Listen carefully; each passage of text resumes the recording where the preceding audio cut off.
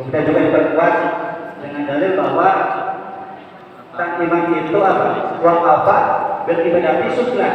Cukuplah ibadah itu sebagai kesibukan. Betul apa betul, Pak? Betul ya? Kira-kira pagi hari ini termasuk kebaikan atau bukan? Kebaikan. Saya kira kedatangannya juga teman-teman semangat ibu-ibu tadi kedatangan luar biasa ya. Oke, ibu bapak sekalian, saya teringat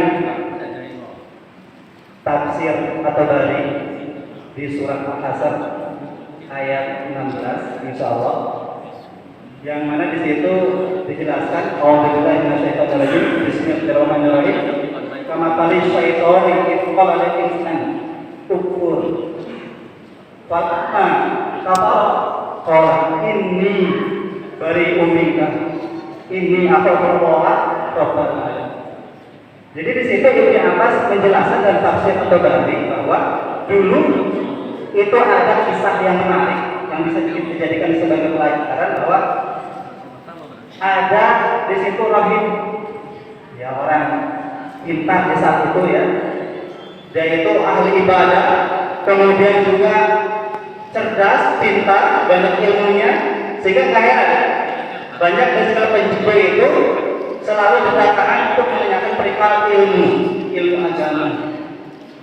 Suatu ketika ada 3 orang bersaudara, di situ ada acara jihad, tapi bingung mau jihad tapi masih ada tanggungan satu saudara perempuan, yang mana saudara perempuannya ini cantik.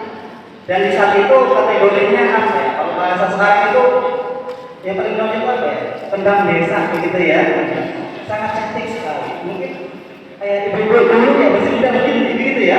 Cantik itu apa ya?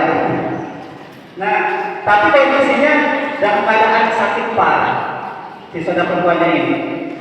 Akhirnya 3 saudara laki ini bingung. Begini, kita mau berjihad, tetapi saudara perempuan kita lagi sakit parah, tapi gimana ngurusin siapa?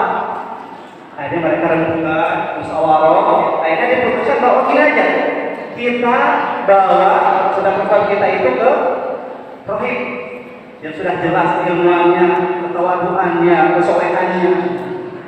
Kita yakini bahwa dia bisa menanggung adik-adik kita yang lagi sakit. Ternyata betul. Akhirnya datang kepada rohib itu menyampaikan maksudnya bahwa mereka bertiga akan bepergian jauh, tapi punya masih punya tanggungan, itu adik perempuannya yang perempuan yang lagi sakit. Bagaimana? Pak rohib itu namanya menurut riwayat Barsiso namanya gitu ya. Gimana ini? Kira-kira mau dirawat, kami mau pergi jauh? Ya saya yakin lah, panjenengan itu orang alim, kiai gitu ya, orang jauh daripada baik. Kemudian kata rohibnya, kata Barsiso, oke, sangat ramah. Dan ternyata sepeninggalannya ketiga saudaranya ini di situ setan datang menggoda rohib tersebut. Yang awalnya biasa saja, ya. Tapi ternyata ketika dia rawat, dia obati, ternyata Allah takdirkan perempuan itu sembuh. Ketika sembuh, muncullah kecantikannya itu. Biasanya kalau orang sakit, waktu cantik misalnya, kemudian sakit biasanya perbedaan, betul ya. Tadinya cantik dan sakit, biasanya makin agak kurus, gitu itu sudah teramun. Begitu pun berbalik itu, ketika sembuh, ternyata Allah mengembalikan kecantikannya. Ketika cantik, disinilah setan menggoda pada rohib tersebut. Kata setan apa? Kufur, kafirlah. Ada apa? Perempuan tersebut oleh rohib diajak apa? Apakah diajak shopping? Diajak jalan-jalan? Tidak ternyata. Tapi setan menggoda rohib tersebut agar melakukan tindakan asusila. Ternyata ada dampaknya. Setelah melakukannya ternyata terjadi yang namanya hamil. Setelah itu setan juga ngomong lagi, ini hamil. Berarti apa? Kamu harus meninggalkan jejak. Kalau nggak kamu dulu, bagaimana reputasimu? kamu orang hebat, orang